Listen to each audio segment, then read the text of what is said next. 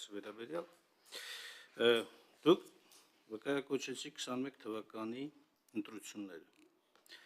Խնդրում եմ մի հատ արձանագրեք 21 թվականի ձեր տրված խոստումը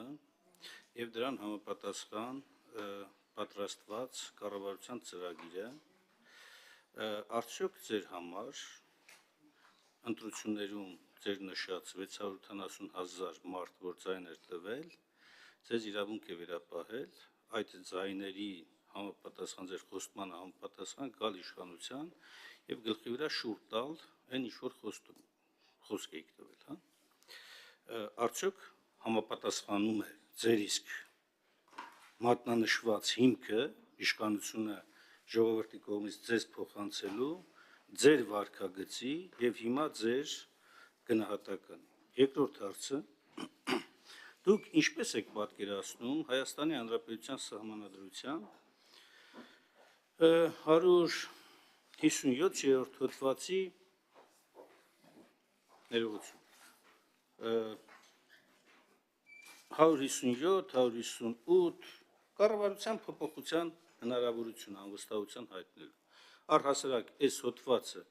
ըստ ձեզ 157, 156, 157, 158 Մեկ սահմանադրության մասին եք խոսում հայտնելու հարցը։ Այո, ինչպես եք պատկերացնում այս հոդվածների կիրառումը պրակտիկայում մի բերքյան էլի կառավարության փոփոխության մասով։ Երրորդ հարցը հայտարարության նախագծի վերնագիրը խնդրում եմ եւս մեկ անգամ ընթերցել բարձրաձայն եւ ասել, թե այստեղ ինչի հետ համաձայն չեք։ Ուզում եմ հիշեցնել, որ վերնագրում անվստահության մասին հարց չկա։ Կա ստեղծված իրավիճակը ճգնաժամ համարելու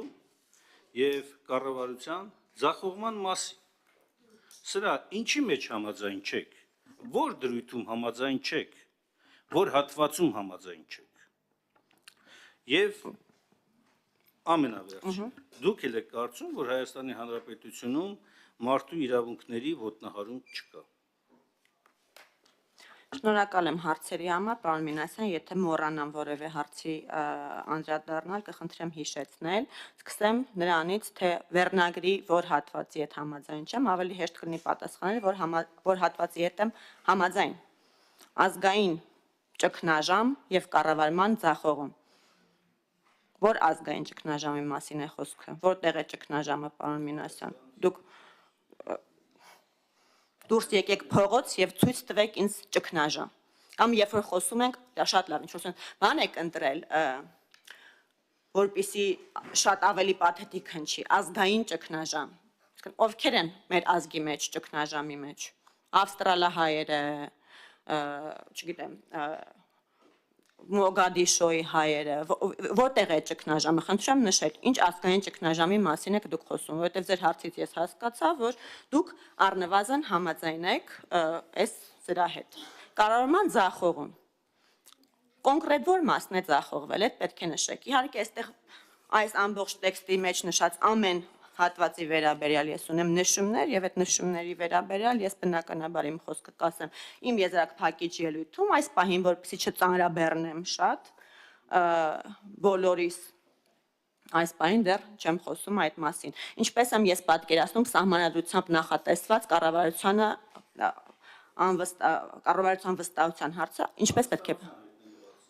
պետք է պատկերացնեմ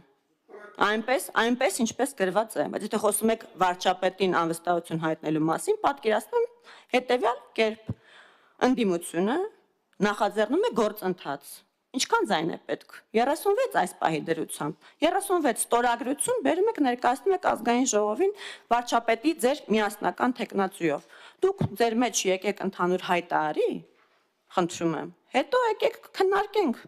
Ես ինչու պետք է պատկերացնեմ կառավարությանը կամ վարչապետին անվստահություն հայտնելու գործընթաց։ Դա իմ կառավարությունն է։ Ես խորհրդարանական մեծամասնությունն եմ, իմ գործընկերների հետ միասին, եւ այդ կառավարության խորհրդարանական հենարանն եմ։ Դուք պետք է պատկերացնեք, դուք պետք է process նախաձեռնեք, բայց դուք այդ process-ը դեռ ինքներդ ձեր մեջ Չեք կարողանում նախաձեռնել։ Ընդհանուր հայտարարի եկեք, ժողովուրդ ջան։ Ներկայացրեք, բավարար ձայներ ունեք այդ դիմում ներկայացնելու։ Գրությունը համապատասխան ներկայացնելու համար բավարար ձայներ ունեք։ Ներկայացրեք, եկեք քննարկենք։ Մեր պատկերացումները ձեզ ինչու են հուզում այդ առումով։ Մյուս հարցը մոռացա կներեք, հիշեցեք, հա, մարդու իրավունքների հետ կապված։ Մարդու իրավունքների հետ կապված եւ առհասարակ ժողովրդավարության հետ կապված այդ մտածում էի, որ կանդրադառնամ իմ եզրափակիչ ելույթում, բայց ժողովրդավարության, մարդու իրավունքների, կոռուպցիայի դեմ պայքարի վերաբերյալ մեր պատկերացումները, դրանք վերացական բաներ չեն։ Այլ զեկույցներում միջազգային արտահայտված կոնկրետ ցուցանիշներ։ Եվ այդ ցուցանիշները շատ խոսուն են, պարոն Մինասյան։ Մասնավորապես մի քանի միջազգային զեկույցի տվյալներ հանած ձեզ ներկայացնեմ։ Economist Intelligence Unit, որտեղ Հայաստանը ժողովրդավարության առումով զբաղեցնում էր ժողովրդավարության ինդեքսը Հայաստանի 2016 թվականին 120 էր, 17-ին 111, 24 թվականին 82 է։ Տեսեք, քանի նիշով է Հայաստանը իր ցուցանիշները բարելավել։ Freedom House 2017 թվականին 100 միավորից ժողովրդավարության ինդեքսը 45 միավոր էր Հայաստանի մոտ։ Հիմա 24 թվականին 54 միավոր է։ Այսինքն 9 նիշով մենք բարելավել ենք մեր ցուցանիշները։ Մամուլի ազատության մասին է խոսք գնում։ Հայտարարության տեքստում նաև, որ հայտարարակ վիճակում է գտնվում մամուլի ազատությունը, խոսքի ազատությունը։ Մամուլի ազատության ինդեքսն եմ ես նայում, կրկին միջազգային զեկույցներ, 2016 թվական լրագրողներ առանց սահմանների 74-րդ տեղն է զբաղեցնում Հայաստանի Հանրապետությունը աշխարհում,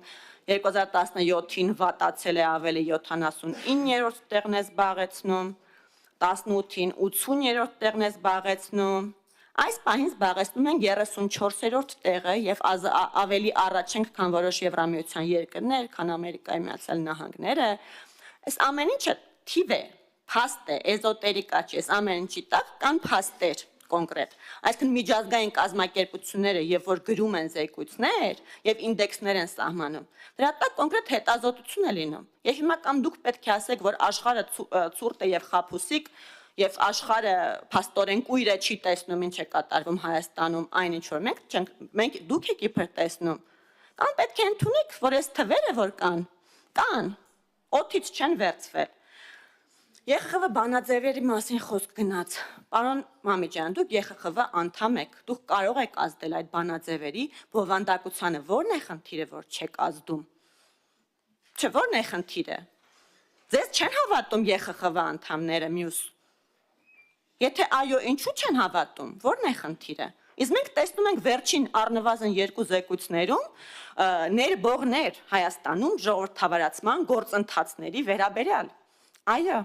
եւ նաեւ այո խոսակցություն, պարոն Մամիջանյան, որ Հայաստանը մոնիտորինգի փուլից պետք է անցում կատարի պոստմոնիտորինգի փուլի։ Սա էլ նույնց եմ ասում։ Փաստեր են, էզոտերիկա չէ։ Եթե դուք աշխարհին չեք կարողանում համոզել, որ Հայաստանում բռնապետություն է, գուցե խնդիրը ոչ թե աշխարհի մեջ է կամ բռնապետության, այլ ձեր մեջ։ Գուցե ձեր մեջ փնտրեք, պարոն Մամիջանյան, ես չգիտեմ, այլ տարբերակ չունեմ։ Կոռուպցիայի մասին, ծաղկող կոռուպցիայի մասին, սա նույնպես թիվ է, կոռուպցիայի ընկալման համաթիվ։ Ամբողջ աշխարհում կոռուպցիայի չափերը հաշվարկվում են այդպես։ Transparency International կազմակերպությունը համաշխարհային ամենամյա զեկույցներով է հանդես գալիս, որտեղ որ թվեր է ներկայացնում յուրաքանչյուր երկրում կոռուպցիայի ընկալման համաթվի հետ կապված։ Եվ այսպես 2014 թվականին մենք ունեցել ենք 37 միավոր եւ եղել ենք 94-րդ աշխարհում։ 2017 թվականին ունեցել ենք 35 միավոր, եղել ենք 107-րդ աշխարհում։ 2020 թվականին, 2019 թվականին եղել ենք 42-րդը, եղել ենք ներողություն 42 նիշ ենք ունեցել, բալ ենք ունեցել, 77-րդն ենք եղել աշխարհում։ 24 թվականին ունենք 47 բալ եւ 63-րդն ենք աշխարհում։ Այսինքն 14 թվականից մինչեւ 24 թվական 10 միավորով բարելավել ենք մեր դիրքերը եւ 94-րդ տեղից հայտնվել ենք 63-րդ տեղում, 31 տեղով բարելավել ենք մեր դիրքերը։ Սրանք են կոնկրետ չափանիշներով գրվող հետազոտություններ։ Սրանց հետևում էլ մեծ աշխատանք կա եւ լրջագույն տվյալներ։ Խոսում եք տնտեսության մասին, ներդրումային միջավայրի մասին, ներդրումային միջավայրի ես շատ լավ չեմ հասկանում, բայց մեր ցուցանիշը չափվում է այնտեղ ինչ է B+, բան, Հայաստանը այդ դիրքում է, որը վատ դիրք չէ։ Ես պարոն Մինասյան, քանի որ իմ դաշտի շատ չեմ մտնում, կարող է ծաղալի թվամ հիմա ներողություն, բայց համենայն դեպս նորից այդ տնտեսական լրջագույն խնդիրների մասին, որ խոսում եք, տնտեսական լուրջ անկոմ բան, մի քանի թվեր եմ հանել իմ շատ սիրողական բանով, բայց սրանք էլ են թվեր, եթե այդտեղ հարցեր կան, դուք կարող եք իհարկե ձեր հակապաստարկները ներկայացնեք, ես տնտեսագետ չեմ, բայց քանի որ խոսում ենք տնտեսության լրջագույն անկումից, ես հանել եմ թվերը Հայաստանի Հանրապետության ՀՆԱ-ի 15 թվականի համար 10.55 միլիարդ դոլար, 24 թվականի համար 25.79 միլիարդ դոլար, այսինքն 15.79 միլիարդ 15 միլիարդից ավելի ավելացում ՀՆԱ-ի առումով, 25 թվականի համար առհասարակ IMF-ը կանխատեսում է 26.58 միլիարդ դոլար ՀՆԱ, մեկ շնչին ընկնող ՀՆԱ-ի առումով 2015 թվականին ունեցել ենք 3512 դոլար, 24 թվականին ունենք 8382 դոլար, 25 թվականի համար կանխատեսվում է 8967 դոլար, գրեթե 3 անգամ ավելացել է մեկ շնչին ընկնող ՀՆԱ-ն, հետո բյուջեն 15 թվականին ծախսային մասով եղել է 1.337 միլիարդ դրամ, 25 թվականին 3.482 միլիարդ դրամ է, այսինքն ավելի քան կրկնակի, կրկնապատկվել է մեր բյուջեն, սրանք ցուցանիշներ են, թվեր են, ժողովուրդ ջան, հետևաբար այդ հայտարարությունները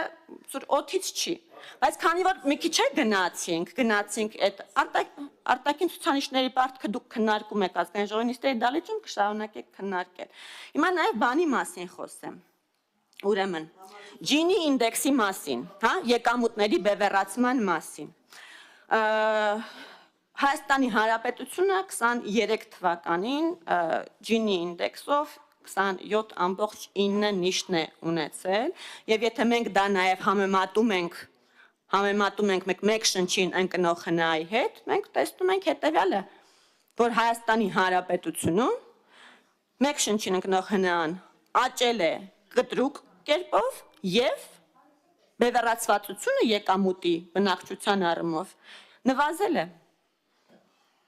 Հետևաբար, պարոն Մինասյան, մենք կարող ենք իհարկե դու կարող եք ասել, ձախողվել է, այս ինչը, այն ինչը եւ այլն, բայց կան թվեր, որոնց դեմ մենք չենք կարող պայքարել։ Ես առաջարկում եմ բարձրապես մարդկանց չասել բաներ, որոնց մասին իրենք շատ լավ գիտեն եւ հասկանում են, որ իրականությանը չհամապատասխանող տեղեկություններ եք տալիս։ Դա է գուցե պատճառը, որ մարդիկ չեն կանգնում ձեր կողքին, բայց այս դեպքում պարոն Մամեջյանի կողքին դեռ նախագիծը իրենցն է, բայց քանի որ հարցը դուք եք տվել, դրա համար եմ ձեզ ասում։ Կառավարության ծրագրի առումով, կառավարության ծրագրի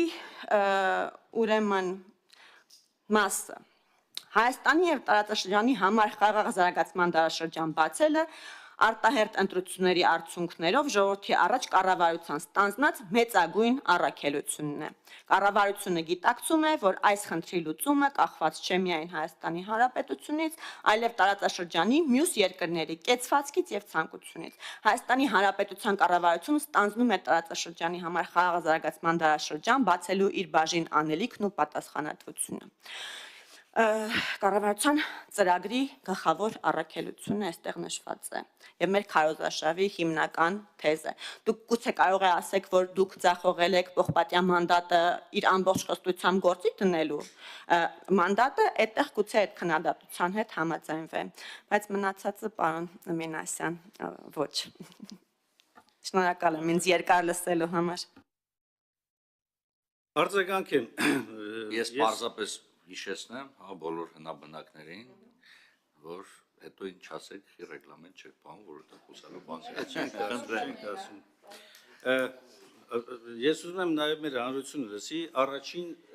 անգամ լսում ենք նոր փաստարկ, նույնիսկ Նիկոլ Փաշինյանը դες փաստարկ չէր բերում, որ դուք հենց հիմա այս վերջին ձեր խոսքով ասեցիք, որ դուք կատարում եք կառավարության ծրագիրը։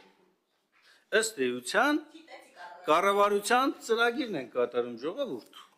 Սիրելի ժողովուրդ, այս մարդիկ կատարում են կառավարության ծրագիրը։ Փաստորեն է, որ 21 թվականին ձեզ ասել եմ, որ մենք պիտի գանք դեօկուպացիայի անենք Շուշին, Հադրութը, որ Արցախի հարցը առանց ձեր մասնակցության չի կարող, ԵԱՀԿ Մինսկի շրջանակներում միակ լուծման տարբերակն է միջազգային ձևաչափով եւ այլն, այդ բոլորը երազում ենք մենք տեսել։ Փաստորեն կառավարությունը դա եկել է իրականացրել է, սա եք ասում դուք։ Այսինքն դուք կառավարության ծրագրով տրված խոստումը, որ չեք կատարել, հիմա հերքում եք։ Դուք ասում եք, որ կատարել եք։ Մինասյան, դուք ասեցիք կառավարության ծրագիրը չեք կատարել, ասի կառավարության ծրագրի մեջ գրված է մեծագույն առաքելություն։ Իմ հարցը շատ պարզ էր։ Կա կառավարության ծրագիր, որ դուք անդադ վկայակոչում եք 21 թվականի ընտրությունները, դուք տվել եք խոստում,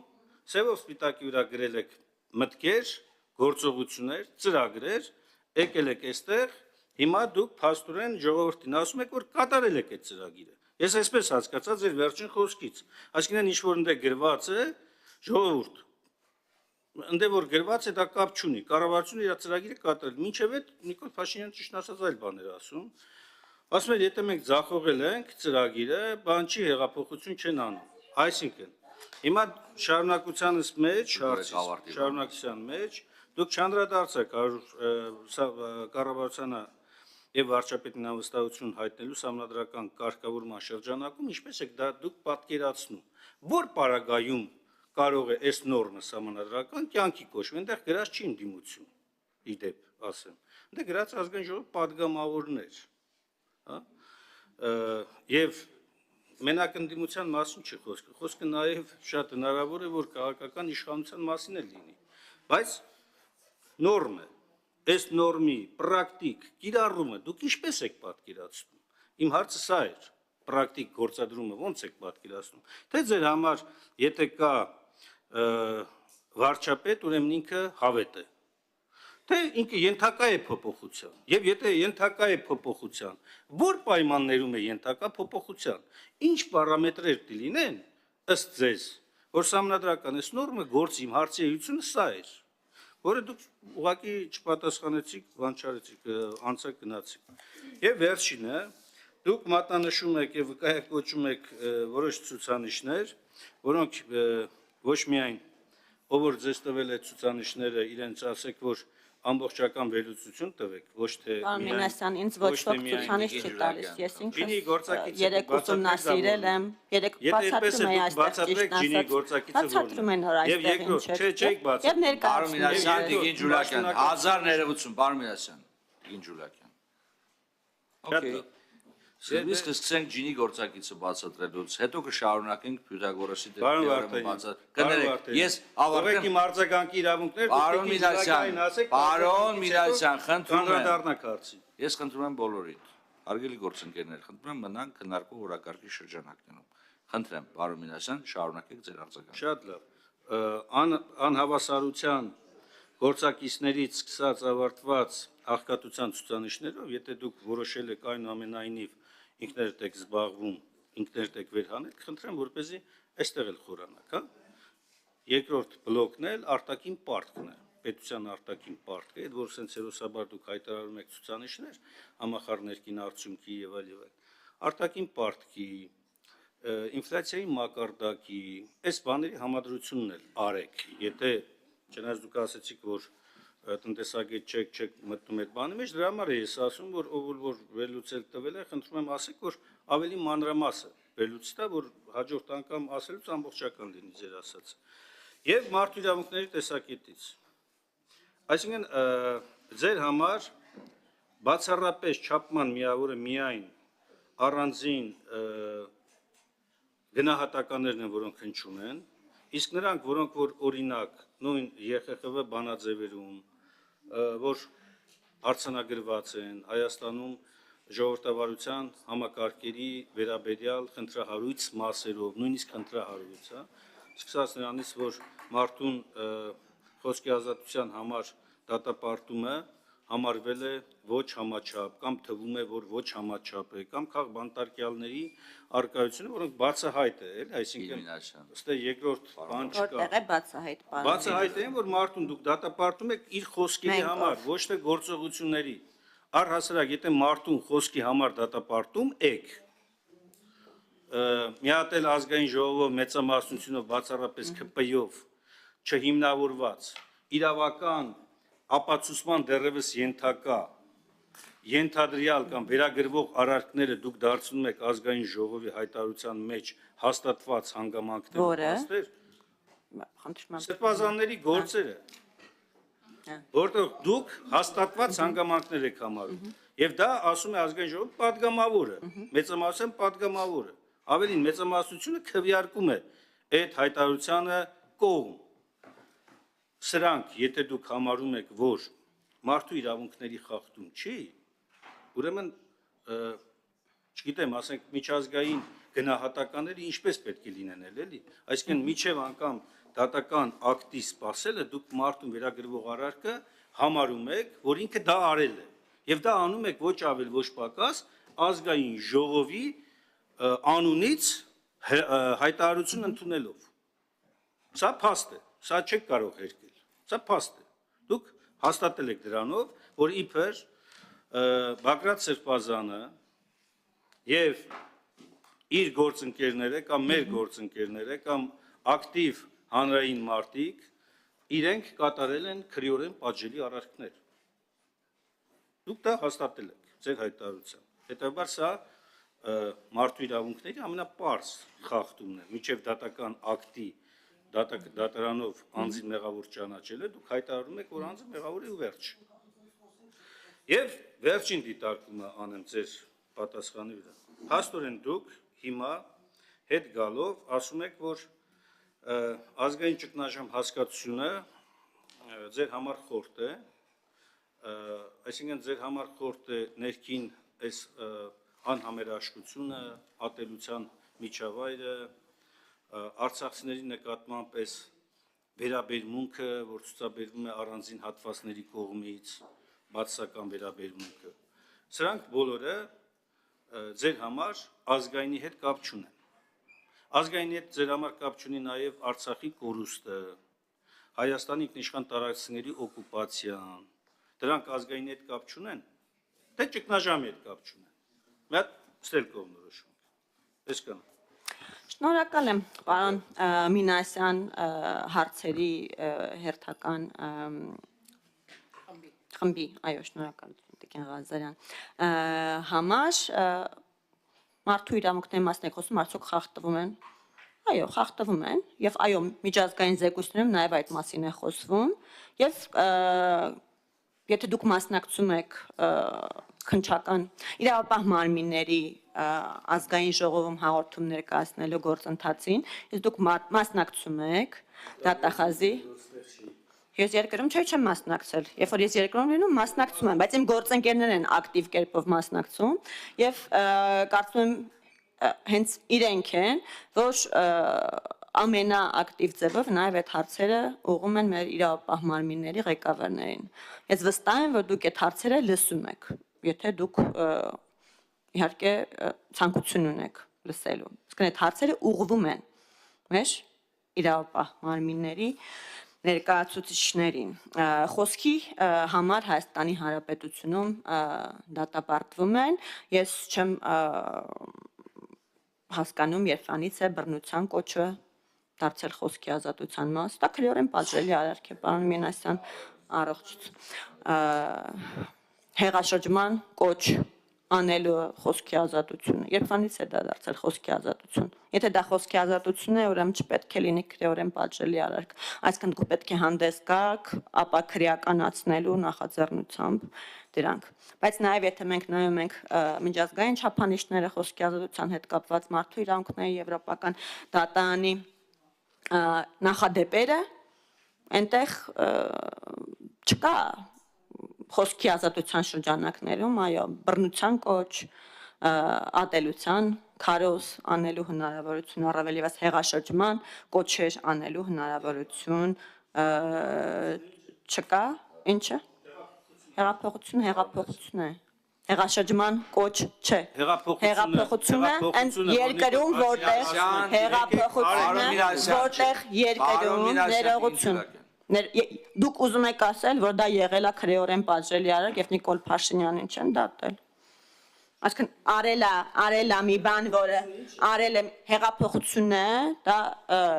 երկրում, որտեղ որ ընտրությունների միջոցով իշխանություն փոխել հնարավոր չի,